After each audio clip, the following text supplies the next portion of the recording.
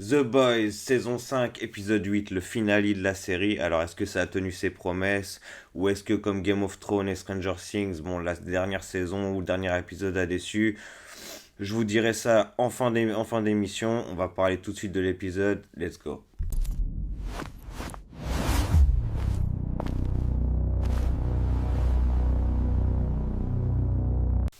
Hello, c'est votre gars Wallstark pour le relais du multiverse.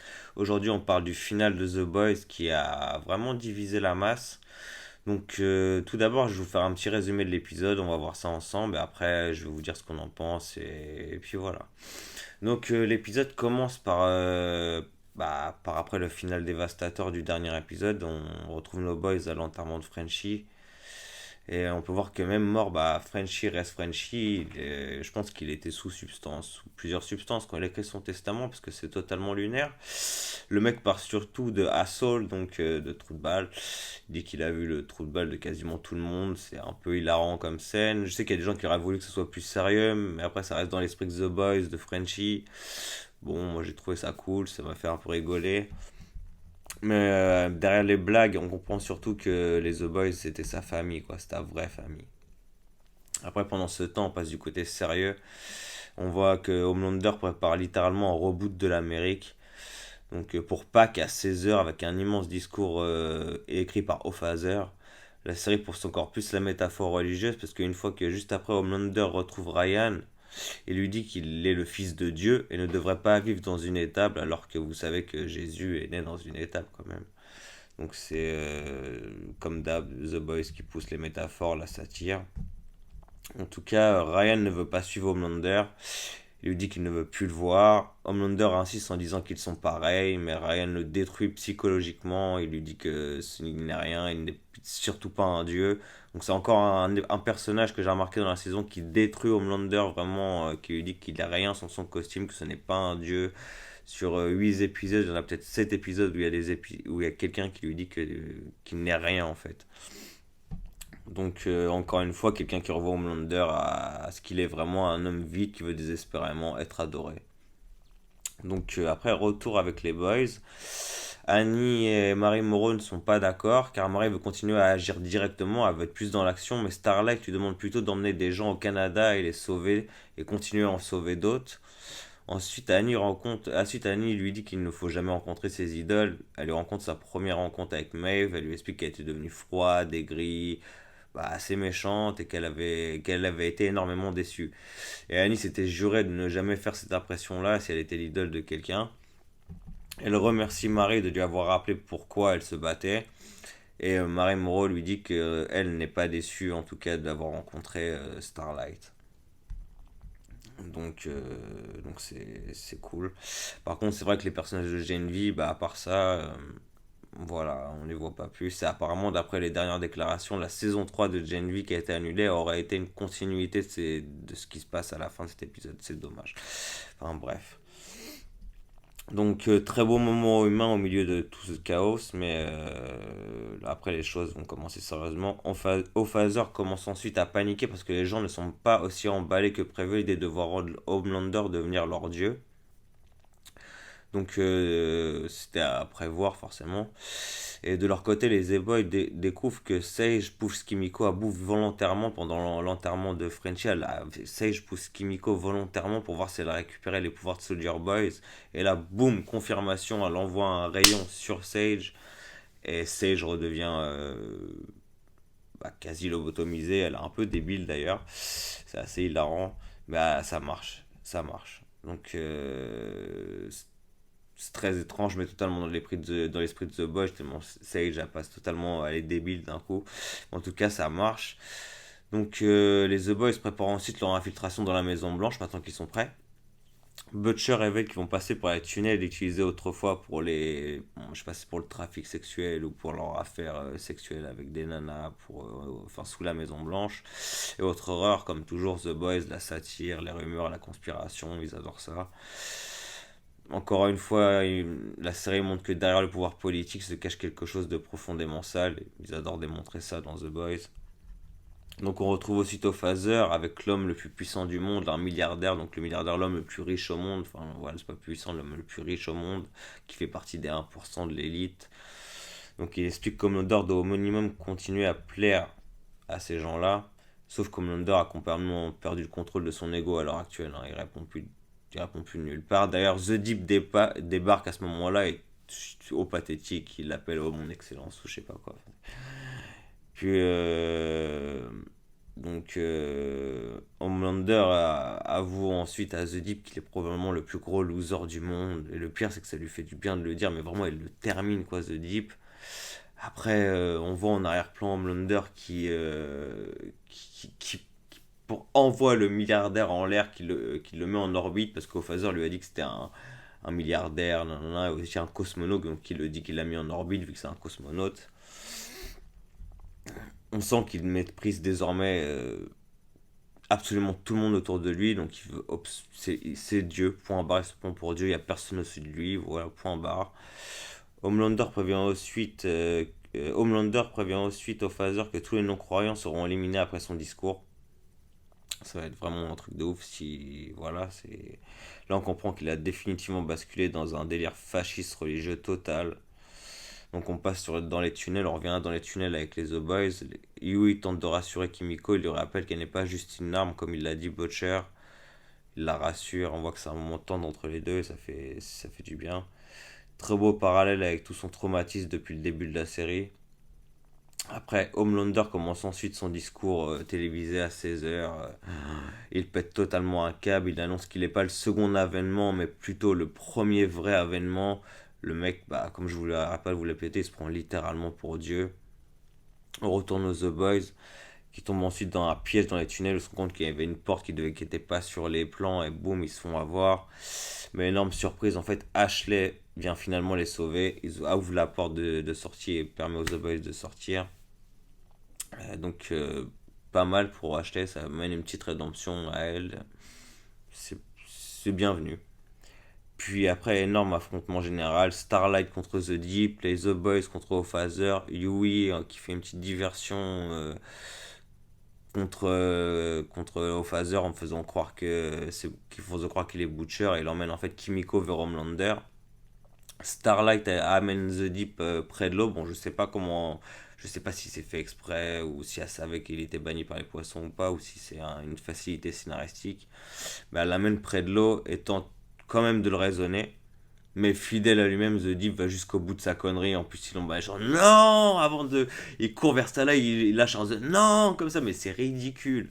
Ridicule, ridicule, j'ai rigolé. Et puis voilà, en fait, Starlight lui fait un gros boom et l'envoie dans l'eau et c'est la fin quoi. Il se fait violenter par tous les poissons, et il se fait transpercer le crâne par une espèce de calamar géant ou j'en sais rien. Et puis c'est Erepet The Deep. Là, il reste la crème et je sais plus qui se bat contre Ophazer. Et en fait, la crème utilise l'espèce d'objet sexuel indestructible que Ashley lui avait offert juste avant. Il lui met dans la bouche pendant qu'il crie et paf, la tête d'Ophazer explose. Donc RIP Ophazer aussi. Donc du pur The Boys, du gore inattendu. Et là, on passe au face-à-face tant attendu depuis le début de la série. Butcher vs Homelander. Bon, il y a Kimiko dans l'équation, mais c'est surtout Butcher vs Homelander. Le combat final se déroule dans le bureau ovale sous les yeux du monde entier. Je sais que beaucoup de gens auraient voulu quelque chose de plus gigantesque ou de plus épique, voir Homelander péter un câble et Scorch Earth, quoi, vraiment la terre brûlée, voir vraiment brûler tout le monde après qu'il ait pris le V1. Mais personnellement, le fait que ça reste centré sur les personnages et que ça se passe dans la maison ovale, je sais qu'ils avaient les moyens de faire quelque chose de ouf, mais je sais que toute cette saison, ils ont voulu se concentrer sur un aspect assez. On voit qu'il y a un peu personne dans les rues, on sent que c'est un peu une espèce de dictature qui s'est instaurée, donc on reste sur ce côté-là. Moi, je vous avoue que le combat, il m'a assez impressionné visuellement. Enfin, on ressentait vraiment la puissance des personnages. C'était en huis clos. On voyait toute cette puissance réunie dans une seule petite salle. Ça fait quelque chose. Mais c'est vrai que ça m'a un peu déçu quand même. Moi, je voulais du gigantesque. Mais j'ai trouvé la chorégraphie, les chorégraphies du combat bien amenées. Donc bon, voilà. En tout cas, Kimiko n'arrive pas à utiliser son pouvoir au début. Et donc Butcher et Ryan se battent fort contre Homelander. Kimiko, pendant ce temps-là, elle a une vision de Frenchie qui lui dit que sa force, elle vient du cœur. C'est un moment un peu triste et touchant. On revoit une dernière fois Frenchie, du coup. Et elle active finalement son pouvoir pendant que Butcher et Ryan tiennent Homelander. Ça touche les trois, du coup. Et là, comme je l'avais prédit, Homelander perd ses pouvoirs. Et honnêtement, j'avais raison depuis le début sur cette théorie, mais je pense que beaucoup de gens l'ont vu venir. Mais on pensait certainement que. Par contre, Soldier Boy dans l'épisode, il est pas là. Je sais qu'il le garde pour la série qui vont sortir Votre Rising, mais est-ce que du coup dans Votre Rising on le verra un peu dans le présent et on aura des flashbacks? C'est bizarre parce que là on n'a pas de conclusion pour Soldier Boy du coup. Donc bon, voilà, du coup Homelander devient totalement ridicule. Là, son pouvoir, il commence à paniquer, il essaie de s'envoler, il peut pas. Butcher commence à lui en mettre plein la figure parce que Butcher il rigole pas, lui il rigole pas même s'il a plus ses pouvoirs. Vous avez la force qu'il a, c'est un sacré bonhomme. Donc en plus c'est aux yeux du monde entier. Donc le mec qui se prend pour un dieu se met à pleurer et supplier Butcher devant le monde entier. C'est humiliant à regarder. Il lui dit qu'il va lui faire des trucs sexuels, qu'il lui boufferait sa merde. Enfin il pleure et tout. C'est humiliant et Butcher le corrige violemment. Homelander le supplie pour sa vie.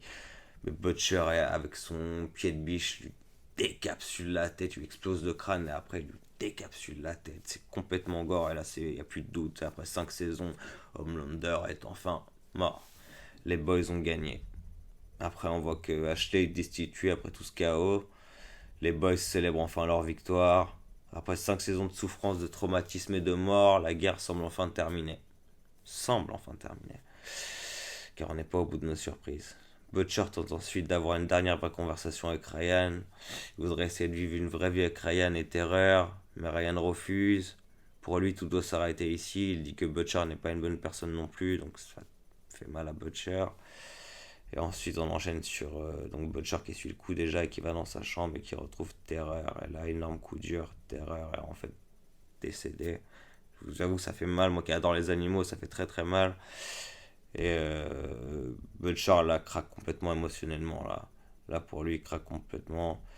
Il récupère le virus anti-sup pendant qu'on voit que Vogt replace Stan Edgar à la tête du système. Comme toujours dans The Boys, les puissants survivent, bon à part Homelander. Et oui, il découvre ensuite ce que prépare Butcher et le rattrape chez Vogt. Et là, énorme révélation, Butcher a placé le virus dans le système, vous savez, dans les systèmes d'arrosage de tout le building s'il y a un incendie. Donc il a juste un bouton à appuyer et c'est Frenchy qui avait élaboré cette technique. Donc il a juste à appuyer sur un bouton pour contaminer tous les subs quand ils arriveront. Son raisonnement est simple. Même sans Homelander, un autre monstre apparaîtra un jour. Yui tente de lui faire comprendre qu'il n'est pas obligé de devenir un monstre lui-même. Mais Butcher est prêt à aller jusqu'au bout. La tension monte et ça finit en bagarre entre les deux. Moi ça m'a déchiré le cœur de les voir les deux se battre. Cette scène est vraiment triste. Parce qu'on sent que Yui ne veut pas perdre un autre membre de sa famille. Butcher maîtrise Yui. Puis il voit une vision de Lenny. Il regarde Yui, il voit une vision de Lenny. Et il commence à desserrer le bouton là pour appuyer, pour libérer le truc. On voit qu'il n'aurait pas appuyé. Mais Yui, avant de comprendre ça, lui tire dedans, coup fatal. Et dans ces derniers instants, Butcher essaie de rassurer Yui en lui disant qu'il aurait été jusqu'au bout, qu'il n'avait pas le choix. Mais on sait quand on a vu la vision de Lenny, qu'on le voyait qu'il retirait son doigt de la gâchette, il l'aurait pas fait. Et c'est la fin de Billy Butcher, donc c'est bittersweet, quoi, c'est doux amer. Ça. Butcher était censé mourir, hein, on le savait tous, mais ça fait mal quand même. Donc les boys plutôt assistent après à son enterrement et malgré tout ce qu'il a fait, ils reconnaissent enfin qu'il reste celui qui a permis à tout le monde, qui a tué Homelander, qui a permis à tout le monde de s'unir pour tuer Homelander. Il est enterré près de Becca. Et après on a droit à un épilogue où on voit Kimiko qui part vivre à Marseille avec son chien. Yui et Annie restent ensemble, la crème se marie, Bob Singer redevient président, qui d'ailleurs il appelle direct Yui pour lui demander de gérer les affaires lui au soupe, mais petite révélation finale, Yui et Annie il lui dit non et en fait Yui et Annie travaillent déjà ensemble là-dessus. Annie est enceinte d'une petite fille appelée Robin d'après la première copine de Yui, donc joli bookend. Très belle manière de boucler le parcours de Yui après tout ce qu'il a traversé depuis le début. La série se termine finalement sur Starlight qui repart sauver des innocents en volant dans le ciel. Fin. Donc coup de Super Soldier comme je vous l'ai dit, bon voilà. La série laisse volontairement plusieurs portes ouvertes, on sent clairement qu'ils veulent garder certains éléments pour d'éventuels spin-off ou suites. Mais maintenant je vais être honnête, je comprends totalement pourquoi le final divise autant. Moi-même j'ai une légère, pas une légère, mais ouais, une déception sur certains points. Je pense vraiment que cette dernière saison allait être encore plus gigantesque dans son ampleur, avec encore plus d'apocalyptique et de l'épique visuel, quoi. Enfin, épiquement visuellement, quoi. Je pense que beaucoup de gens attendaient ça aussi, en fait. Et après 5 saisons de montée en puissance, énormément de spectateurs imaginaient un final encore plus spectaculaire, ce qui est normal, comme moi.